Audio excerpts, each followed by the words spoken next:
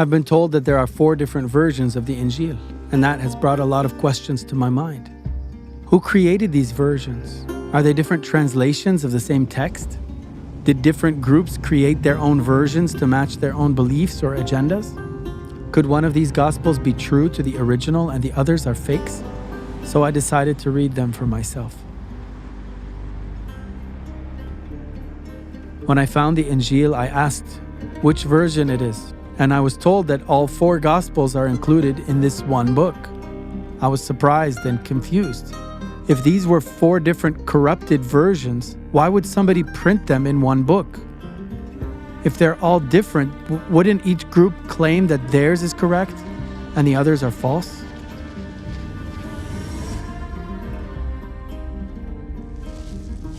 But I came to realize that these 4 Gospels are not different versions of one book, but rather are 4 witnesses that testify about the same person, the Messiah. So I set about studying them to see if these 4 witnesses agree. Sometimes when I read about history, it's easy to forget that each character was a real person with ordinary problems. I've often wished that I could go back in time and witness the lives of these great people, not only in moments of their historical accomplishments, but even just to see them in their daily life. And how many times while growing up without a father, I wished I could have a time machine that could just give me one more day to spend with my beloved Baba. I've been thinking a lot recently about my father's life and all he accomplished. I wasn't around to see most of it because so much happened before I was born. But I know his life almost as if I lived it myself. I've heard so many stories from my mother, my uncles, and so many of my dad's friends who shared their memories of him with me. Each little story is special to me, and I've saved most of them in my journals over the years.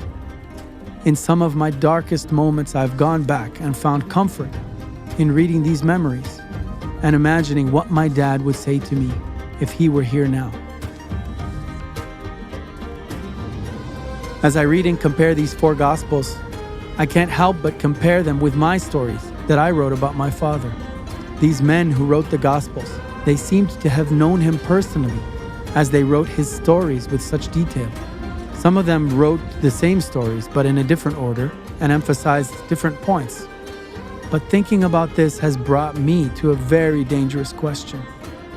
A question I would never ask my family or my friends, and especially the religious leaders. Honestly, it's hard for me to bear even asking it in my own mind. I would never accept the idea that my journals about my father's life could ever be corrected by someone who never knew my father. That's obvious. But by the same logic, if 4 people who knew the Messiah personally wrote eyewitness accounts of his life, and then another person who was born 600 years later wrote something different about him, who would I trust? The 4 or the 1?